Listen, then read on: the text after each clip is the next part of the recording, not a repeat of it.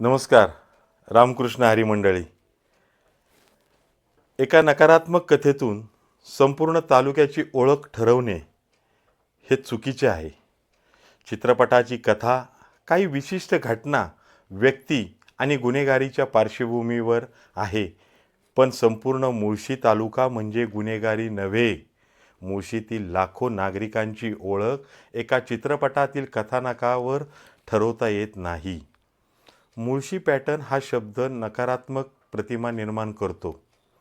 आज एखादी गुन्हेगारी घटनेच्या संदर्भातील मुळशी पॅटर्न असा शब्दप्रयोग केला जात असल्याचे दिसते.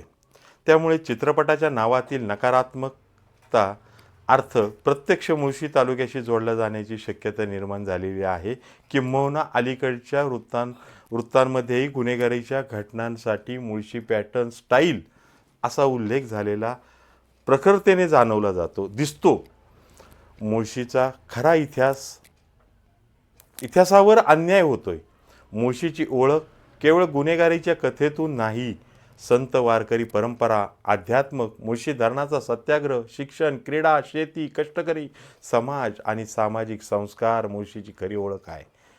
कुस्तीसारखं बलाढ्य क्षेत्र हे मुळशी तालुक्यामधलं आहे. महाराष्ट्र कुस्ती परिषदेची स्थापना ही मुळशी तालुक्यातनं झालेली आहे. मुळशीत युवकांच्या प्रतिमेचा प्रश्न आहे. मुळशीत प्रत्येक युवक गुन्हेगारी प्रवृत्तीचा आहे का, असा गैरसमज निर्माण होणे ही गंभीर बाब आहे. हजारो कष्टाळू, शिक्षित, उद्योजक आणि विविध क्षेत्रात कर्तृत्वावर गाजवणाऱ्या युवकांवर अशा प्रतिमेचा अन्याय होऊ शकतो. विवाह व सामाजिक संबंधांवरती परिणाम याचा होत आहे. एखाद्या तालुक्यात गुन्हेगारीची प्रतिमा चिटकवली तर त्या भागातील कुटुंबांना आणि युवक युवतींना विवाह किंवा सामाजिक संबंधांच्या वेळी अनावश्यक पूर्वग्रहांचा सामना करावा लागतोय. ही वस्तुस्थिती आहे. आज तालुक्यामध्ये 30-35च्या घरातली हजारो मुलं आहेत की त्यांना मुली मुळशी तालुक्यातला आहे म्हणून देत नाहीत, किंवा मुलींना मागणी इथनं येत नाही मुळशी तालुक्यातली म्हणून. ह्याची उदाहरणं आहेत, वस्तुस्थिती आहे ह्या गोष्टीतला. म्हणून चित्रपटाचा एक सामाजिक संदेश असला तरी तालुक्याचे ब्रँडिंग वेगळा प्रश्न आहे. चित्रपट निर्मात्यांचा उद्देश शेतकरी जमीन विक्रीनंतरचे सामाजिक बदल आणि गुन्हेगारी ची कारणे दाखवणे असू शकतो. चित्रपटाविषयी उपलब्ध वर्णातही शेतकऱ्यांच्या समस्यांवर आणि व्यवस्थेत त्रुटींवर भाष्य असल्याचे नमूद आहे.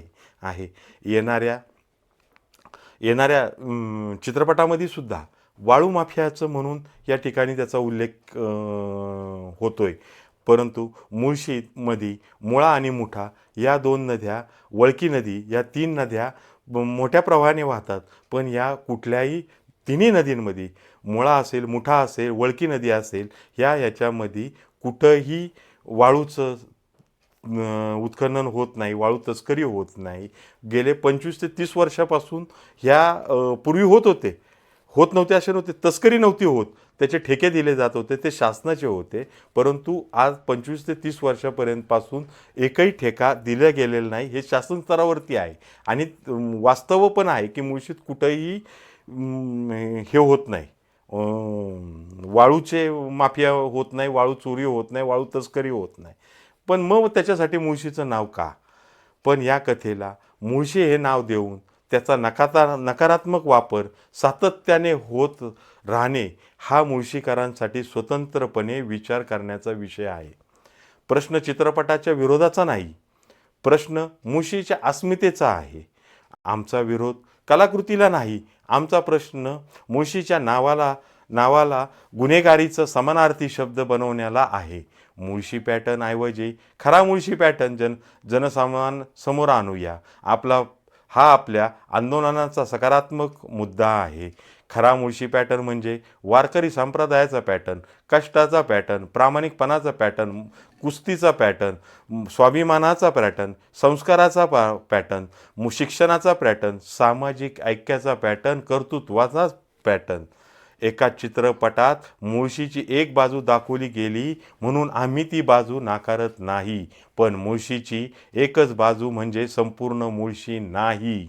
एक व्यक्तीच्या गुन्हेगारीमुळे संपूर्ण तालुक्याला गुन्हेगार ठरवणे जसे चुकीचे आहे, तसेच एका चित्रपटाच्या नावामुळे मुळशी पॅटर्न हा शब्द मुळशीच्या प्रत्येक माणसाच्या माती मारणे आम्हाला कधीही मान्य नाही. आम्हाला चित्रपट बंद करायचा नाही. आम्हाला मुळशीची बदनामी बंद करायची आहे. आम्हाला कोणाशी संघर्ष करायचा नाही. आम्हाला मुळशीची खरी ओळख महाराष्ट्रासमोर, देशासमोर आणायची आहे, जी मुळशीची खरी ओळख आहे. आपण 11 तारखेला मंगळवारी पौड येथे सेनापती बापट पंचायत सभागृहामध्ये, पंचायत समितीमध्ये सकाळी 11 वाजता जरूर यावे, ही आपल्याला विनंतीपूर्वक नम्र विनंती. धन्यवाद.